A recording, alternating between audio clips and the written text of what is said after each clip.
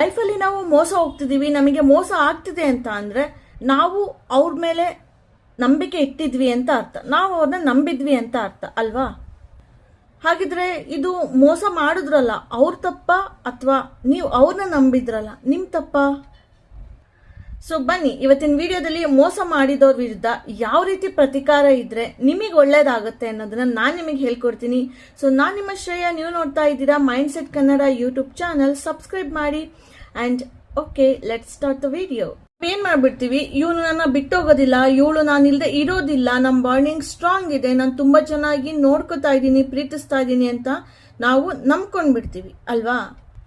ಯಾಕಂದ್ರೆ ನೀವು ಅಷ್ಟೊಂದು ಕೇರ್ ಮಾಡ್ತಿರ್ತೀರಾ, ಲವ್ ಮಾಡ್ತಿರ್ತೀರಾ ಅಂಡ್ ಅಷ್ಟೊಂದು ನಿಮ್ಮಲ್ಲಿ ನಿಮಗೆ ನಂಬಿಕೆ ಇರುತ್ತೆ ಅಂಡ್ ನೀವು ತುಂಬ ಒಳ್ಳೆಯವರಾಗಿರ್ತೀರಾ, ಅದರಿಂದ ನೀವು ಅವ್ರನ್ನ ನಂಬ್ತೀರಾ ಅಲ್ವಾ? ಬಟ್ ಅವರು ನಿಮ್ಗೆ ಅದೇ ರೀತಿ ಕೇರ್ ಮಾಡ್ತಿದ್ದಾರಾ, ಪ್ರೀತಿ ಮಾಡ್ತಿದ್ದಾರಾ ಅನ್ನೋದು ನೀವು ಯಾವತ್ತೂ ಗಮನಿಸೋದೇ ಇಲ್ಲ. ಕರೆಕ್ಟ್? ಆ್ಯಂಡ್ ಎಲ್ಲವೂ ಬದಲಾಗುತ್ತೆ ಲೈಫಲ್ಲಿ ಆ್ಯಂಡ್ ಎಲ್ಲರೂ ಬದಲಾಗ್ತಾರೆ, ಓಕೆನಾ? ಸೊ ಇದು ನೀವು ಚೆನ್ನಾಗಿ ನೆನ್ಪಿಟ್ಕೋಬೇಕಾಗುತ್ತೆ. ಅದು ಎಂಥದೇ ಸಂಬಂಧ ಆಗಲಿ, ಎಂಥದೇ ಸಿಚುಯೇಷನ್ ಆಗಲಿ, ಪ್ರತಿಯೊಂದು ಚೇಂಜ್ ಆಗುತ್ತೆ ಲೈಫಲ್ಲಿ. ಕರೆಕ್ಟ್? ಒಂದು ರಿಯಲ್ ಟೈಮ್ ಎಕ್ಸಾಂಪಲ್ ಕೊಡ್ಬೇಕಂದ್ರೆ ನಾವುಗಳೇ ಆಯಿತು. ಈಗ ಒಂದು 4-5 ಇಯರ್ಸ್ ಹಿಂದೆ ಇದ್ದಂಗೆ ನಾವಿದ್ದೀವ? ಇಲ್ಲ. May be physically mentally both. ಇನ್ನೊಂದು ನಮಗೆ 50 ವರ್ಷ ಅಥವಾ 60 ವರ್ಷ ಆದಾಗ ಇವಾಗಿದ್ದಂಗೆ ನಾವು ಇರ್ತೀವ? ಇವನ್ ಸ್ಕಿನ್ ಕೂಡ ಇರೋದಿಲ್ಲ ಅಲ್ವಾ, ಎಲ್ಲ ಸುಕ್ಕುಗಟ್ಬಿಡುತ್ತೆ. ಕರೆಕ್ಟ್? ಸೊ ಹಾಗೇನೆ ಮನುಷ್ಯರು ಕೂಡ, ಪ್ರತಿಯೊಬ್ರು ಕೂಡ ಬದಲಾಗೇ ಆಗ್ತಾರೆ. ಒಳ್ಳೆ ರೀತಿಯಲ್ಲಿ ಬದಲಾಗೋರು ಇರ್ತಾರೆ. ಇಷ್ಟೊಂದು ಪ್ರೀತಿ ಕೊಡ್ತಿದ್ದಾಳಲ್ಲ, ಸೊ ನಾನು ಇವ್ರನ್ನ ತುಂಬಾ ಇಷ್ಟಪಡಬೇಕು, ಚೆನ್ನಾಗಿರ್ಬೇಕು, ನಮ್ಮ ಬಾಂಡಿಂಗ್ ಚೆನ್ನಾಗಿರ್ಲಿ, ನಮ್ಮ ಸಂಬಂಧ ಚೆನ್ನಾಗಿರ್ಲಿ ಅಂತ ಆ ಥರ ಚೇಂಜಸ್ ಮಾಡ್ಕೊಳ್ಳೋರು ಇರ್ತಾರೆ, ಆಯ್ತಾ? ಬಟ್ ಇನ್ನ ಕೆಲವರು ಜಸ್ಟ್ ಟೈಮ್ ಪಾಸಿಗೆ ಬಂದಿರ್ತಾರೆ, ರೈಟ್? ಅವರಿಂದ ನೀವು ಮೋಸ ಹೋಗ್ಬಿಡ್ತೀರಾ ಅಷ್ಟೊಂದು ನಂಬಿ ಪ್ರೀತಿಸಿ. ಕರೆಕ್ಟಾ? ಪ್ರೀತಿಲಿ ಅಂತಾನೆ ಅಲ್ಲ, ಈವನ್ ಹಸ್ಬೆಂಡ್ ವೈಫ್ ಆದ್ರೂ ಆಯ್ತು, ಫ್ರೆಂಡ್ಶಿಪ್ ಅಲ್ಲಾದ್ರೂ ಆಯ್ತು ಅಂಡ್ ಸಿಬ್ಲಿಂಗ್ಸ್ಗಳಲ್ಲೂ ಆಯ್ತು, ತುಂಬಾ ನಂಬಿರ್ತಾರೆ, ಯಾವುದೋ ಪ್ರಾಪರ್ಟಿಗೆ ಮೋಸ ಮಾಡ್ಬಿಡ್ತಾರೆ ನಿಮ್ಗೆ. ಕರೆಕ್ಟ್? ಇವ್ರು ಚೇಂಜ್ ಆಗೋದಿಲ್ಲ ಅಂತ ಅನ್ಕೊಂಡಿರೋದು ನಮ್ ತಪ್ಪು, ಓಕೆನಾ? ಪ್ರತಿಯೊಬ್ಬರ behaviour, age, beauty, everything will change. Correct?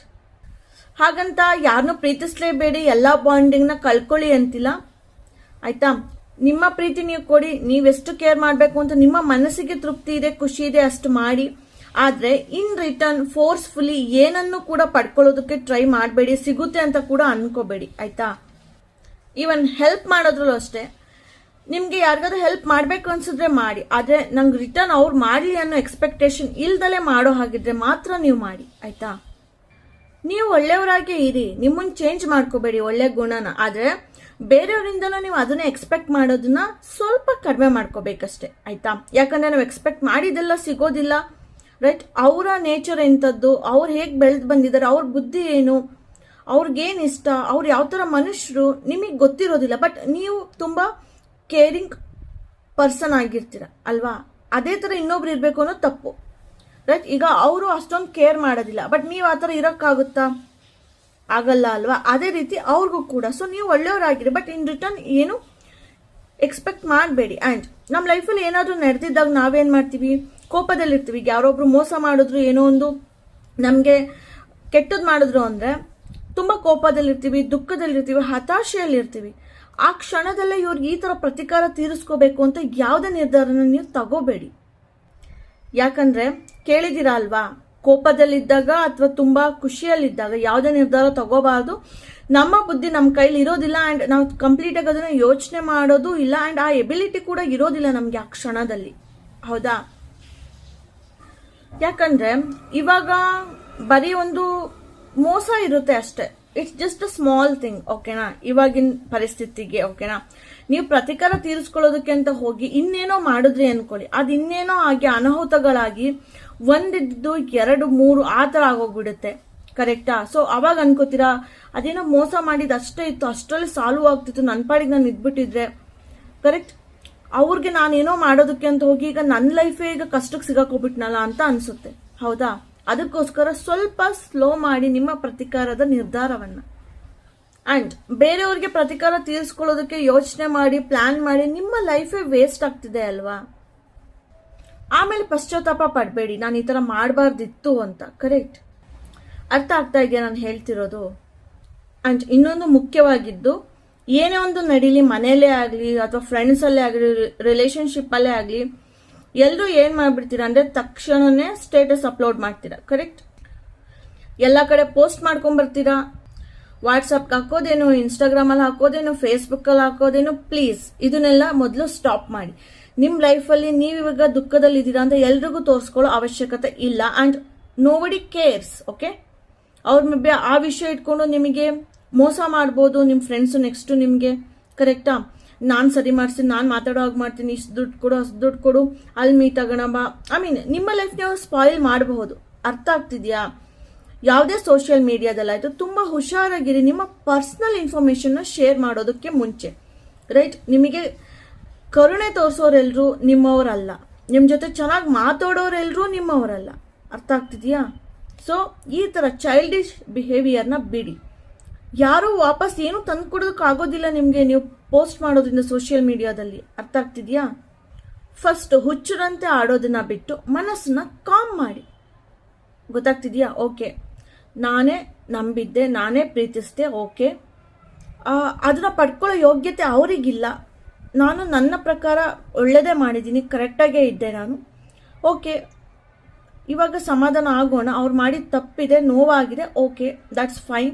But next time ಮತ್ತೆ ಈ ತಪ್ಪು ಮಾಡ್ದಲೆ ಒಬ್ಬರನ್ನ ಅರ್ಥ ಮಾಡಿಕೊಂಡು ನೆಕ್ಸ್ಟ್ ಮುಂದುವರೆಯೋಣ ಅನ್ನೋದನ್ನ ನೀವು ಮನಸ್ಸಿಗೆ ಸಮಾಧಾನ ಮಾಡ್ಕೋಬೇಕು. ಆ್ಯಂಡ್ ನೀವು ದ್ವೇಷ ತೀರಿಸ್ಕೊಳ್ದೋದ್ರೆ ಹೆಂಗೆ ಮೇಡಮ್, ಏನಾದರೂ ಮಾಡಿದ್ರೆ ತಾನೇ ಯೂಸು ಅಂತ ಅಂತೀರ. ಆದರೆ ದ್ವೇಷ ತೀರಿಸ್ಕೊಳ್ಳೋಕೆ ಹೋದ್ರೆ ಏನು ಯೂಸ್ ಇದೆ ಅಂತ ಹೇಳ್ತೀರಾ ನನಗೆ? ಯಾಕಂದರೆ ನಿಮ್ಮದೇ ತಪ್ಪಲ್ವಾ? ಯಾರಾದರೂ ನಗ್ತಾ ಮಾತಾಡಿದ್ರೆ ನಮ್ಮವರು ಅನ್ಕೋತೀವಿ. ಆ್ಯಂಡ್ ಸ್ವಲ್ಪ ಏನಾದರೂ ಹೆಲ್ಪ್ ಮಾಡಿಬಿಟ್ರೆ ಸಾಕು, ಓ ನಮ್ಮವರು ನನ್ನ ಕಂಡ್ರೆ ಇಷ್ಟ ಅಂತ ಅನ್ಕೋಬಿಡ್ತೀವಿ. ಆ್ಯಂಡ್ ಸ್ವಲ್ಪ ಸಪೋರ್ಟ್ ಮಾಡೋದು ಸಹ, ಓ ನಮ್ಮವರು ನನ್ನನ್ನು ಇಷ್ಟಪಡ್ತಿದ್ದಾರೆ, ಇನ್ಮೇಲೆ ಇವ್ರ ಸಪೋರ್ಟ್ ಹಿಂಗೆ ಇರುತ್ತೆ ನನಗೆ ಅನ್ಕೋತೀವಿ. ಸೊ ಈ ಥರ ಎಲ್ಲ ಅನ್ಕೋತಿರೋದು ಯಾರು? ಅವ್ರು ಹೇಳಿದಾರ ನಿಮಗೆ ಹಿಂಗೆ ಅನ್ಕೋ ನನ್ನ ಬಗ್ಗೆ, ಅಥವಾ ಅವ್ರು ಬಂದು ಡೈರೆಕ್ಟಾಗಿ ಹೇಳಿದಾರಾ, ಓಕೆ ನೀವು ಇಷ್ಟ ನನಗೆ, ರೈಟ್, ನಿಮ್ಮ ಜೊತೆ ಯಾವಾಗಲೂ ಇರ್ತೀವಿ, ಕರೆಕ್ಟ್, ನಾನು ನಿಮಗೋಸ್ಕರ ಇದನ್ನೆಲ್ಲ ಮಾಡ್ತಿರೋದು ಅಂದಿದಾರ? ಇಲ್ಲ, ಎಲ್ಲ ನಿಮ್ಮ ಮೈಂಡಲ್ಲಿ ನಡೆಯುವಂಥದ್ದು, ನೀವು ಅದನ್ನು ಮೈಂಡಿಗೆ ಹಾಕೊಂಡಿರೋ ಅಂಥದ್ದು, ಕರೆಕ್ಟ್? ಸೊ ಎಲ್ಲವೂ ಒಳ್ಳೆ ಸಂಬಂಧಗಳಲ್ಲ, ರೈಟ್? ಅವ್ರೇನಾದ್ರು ಒಳ್ಳೇದು ಮಾಡಿದ್ರು, ಸಹಾಯ ಮಾಡಿದ್ರು, ಚೆನ್ನಾಗಿ ನಿಮ್ಗೆ ಸಪೋರ್ಟ್ ಮಾಡಿದ್ರು, ಓಕೆ, ಅಷ್ಟಕ್ಕಷ್ಟೇ. ಅಲ್ಲೇ ಒಂದು ಥ್ಯಾಂಕ್ಸ್ ಹೇಳಿ ಅಲ್ಲಿಗೆ ಸ್ಟಾಪ್ ಮಾಡಿ, ದಟ್ಸ್ ಆಲ್, ಓಕೆನಾ? ಅದನ್ನ ಕ್ಯಾರಿ ಮಾಡಬೇಡಿ ಮುಂದಕ್ಕೆ. ಗೊತ್ತಾಗ್ತಿದೆಯಾ? ಆ್ಯಂಡ್ ಅವ್ರು ಯಾರೋ ನಿಮಗೆ ಗೊತ್ತೂ ಇರೋದಿಲ್ಲ, ಅದು ಹೇಗೆ ನಂಬಿಡ್ತೀರಾ?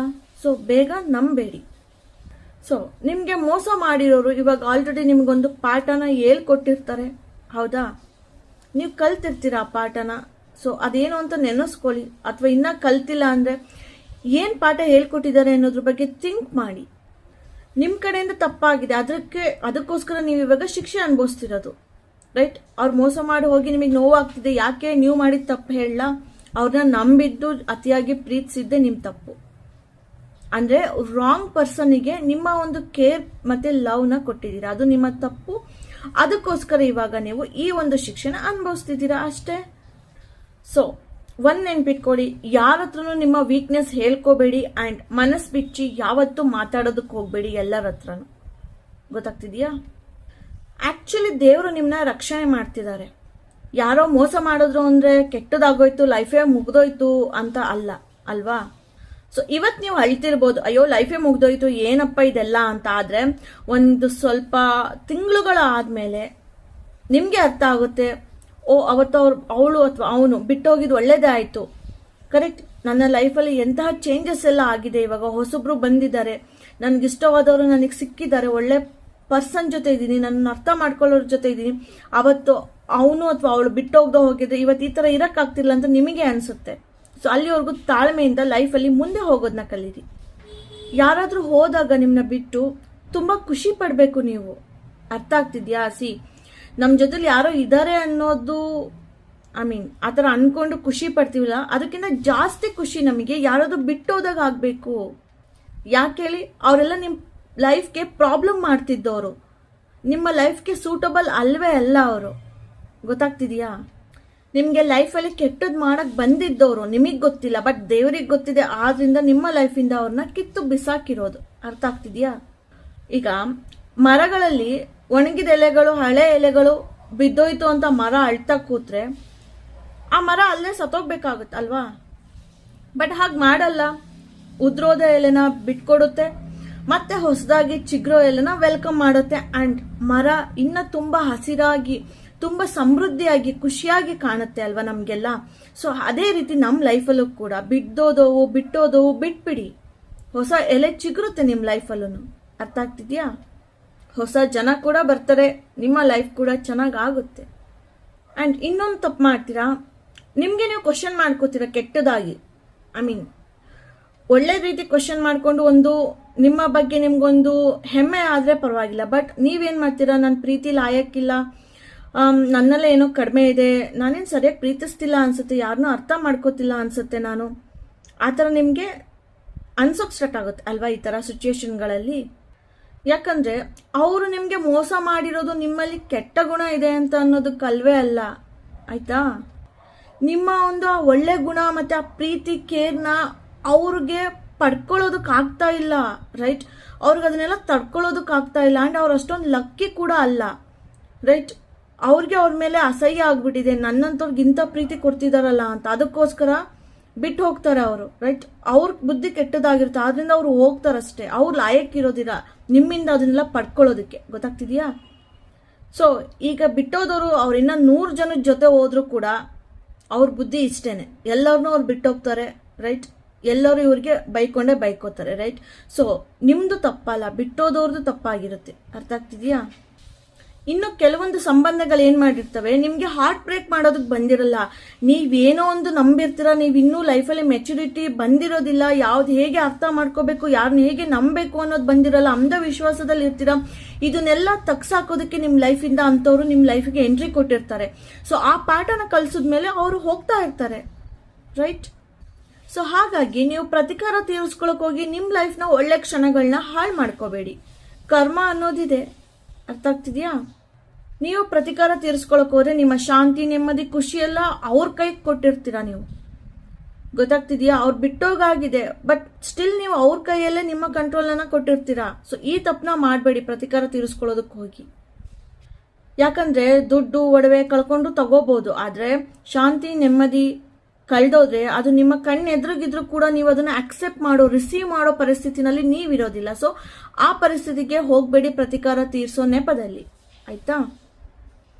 ಮೋಸ ಮಾಡೋರು ಮಾಡ್ತಾ ಇರ್ಲಿ, ನೀವು ಪಾಠ ಕಲಿಯೋದು ಕಲೀರಿ, ಮತ್ತೆ ಅದೇ ತಪ್ಪು ಮಾಡಬೇಡಿ. ಆ ಮೋಸ ಮಾಡಿದವರು, ಆ ಥರ ತಪ್ಪು ಮಾಡಿದವರು ಮಾಡ್ತಾ ಇರ್ಲಿ, ಒಂದಿನ ಕರ್ಮ ಅನ್ನೋದು ಅವ್ರನ್ನ ಪಾತಾಳ ಕೆಳ್ಕೊಂಡೋಗಿ ಮುಚ್ಚ ಹಾಕ್ಬಿಡುತ್ತೆ, ಗೊತ್ತಾಗ್ತಿದೆಯಾ?